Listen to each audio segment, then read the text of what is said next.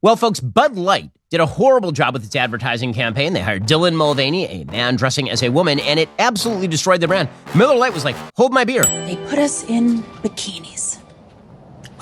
Miller Lite's on a mission to make sure no one buys their stuff. I hate identity politics. There seems to be this element of placing blame upon men for the fact that women are dressed like this. The people who run the ad agencies obviously are no longer in touch with their consumer base, which is kind of an amazing thing. These are the new women, getting rid of the old women.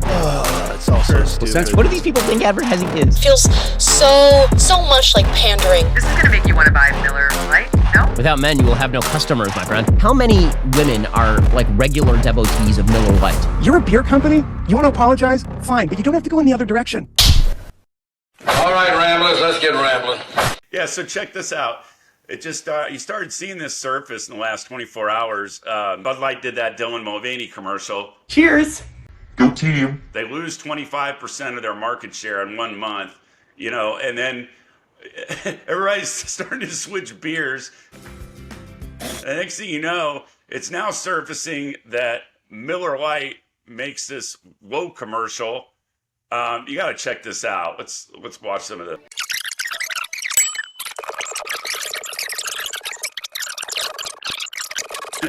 It's funny. It's funny. I didn't notice it at the end, but she couldn't get the forklift to start.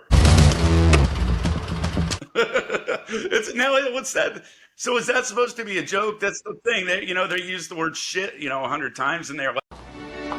Here's a little known fact. Look at this shit. There's shit. Whole beer industries. Shit. All this shit. Good shit. Literally good shit. Turn the bad shit into compost. Push out that good shit, really good shit. More shit than any shit you got into Miller Lite. Like, I can't tell whether if that was just bad timing, like after all the Bud Light thing, then I don't know. But to me, that didn't make sense because it seemed like it was pushing, like trying to be funny, but pushing woke.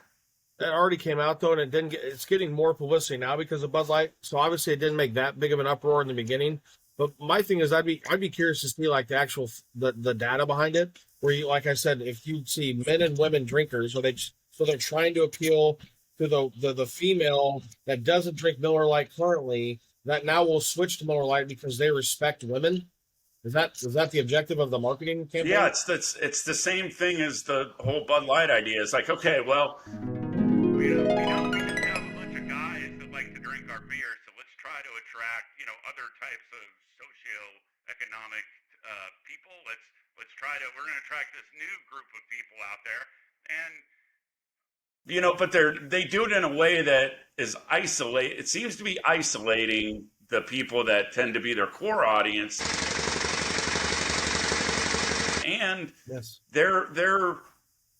it comes off very wokey. So it almost makes it sound like they're trying to lecture. Like, people are tired of getting lectured. They don't want to be lectured about what to think.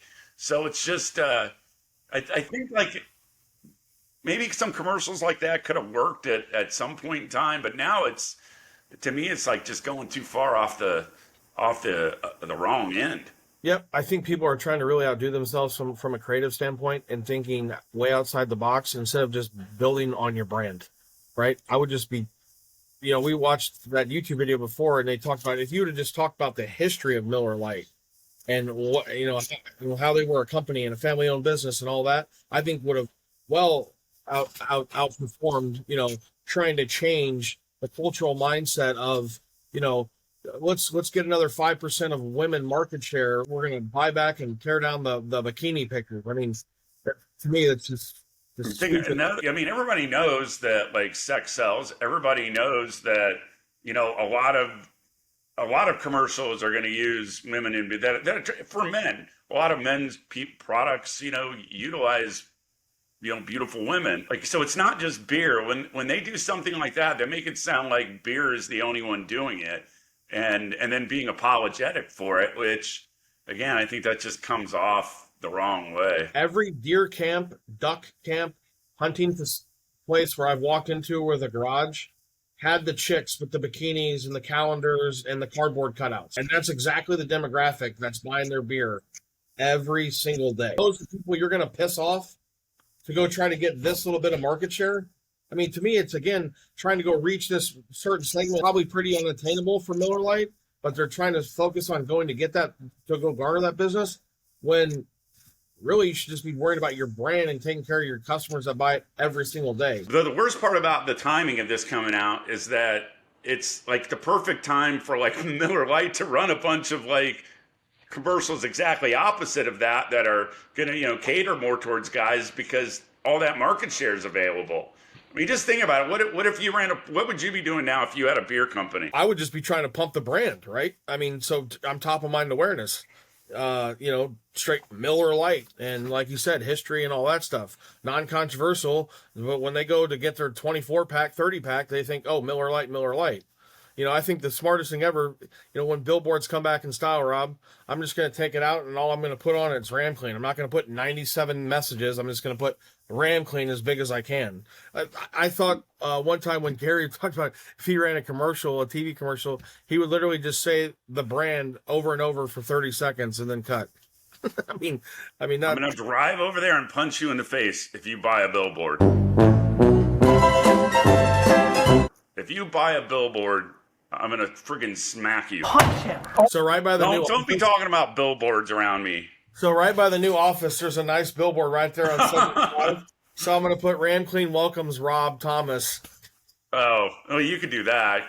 You could do something special for me, but yeah, of course. And now back to your regularly scheduled program. Well, yeah, I mean, again, back to numbers and cents. I think it'll be curious that it already happened before the Bud Light. Now folks are bringing it back up in a negative spotlight.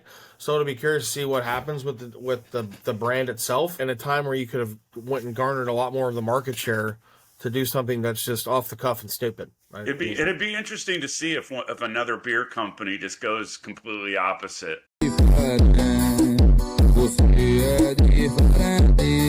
I think there's room for a beer company to kind of go the other way and actually do more, kind of male-oriented advertising, do a summer commercial with bikinis, do guys, cooking steaks on the grill.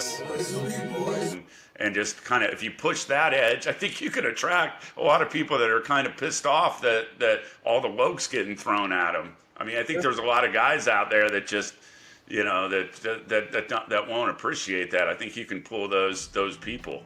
Yeah, there's a lot of Kid Rocks with AR-15 shooting Bud Light and Miller Lite right now. Yeah, so those are the ones you want to try to turn.